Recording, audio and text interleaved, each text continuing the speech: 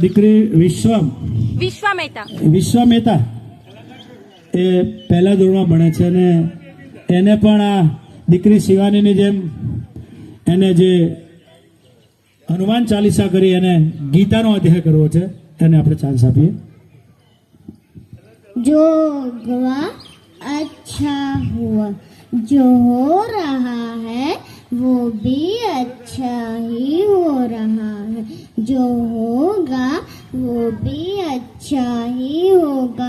तुम्हारा क्या गया जो तुम रोते हो, तुम क्या लाए जो तुमने खो दिया, तुमने क्या पैदा किया जो नष्ट हो गया, जो लिया यहीं से लिया, जो दिया यहीं पे दिया, जो आज तुम्हारा है कल किसी और का होगा, परसों किसी और का होगा।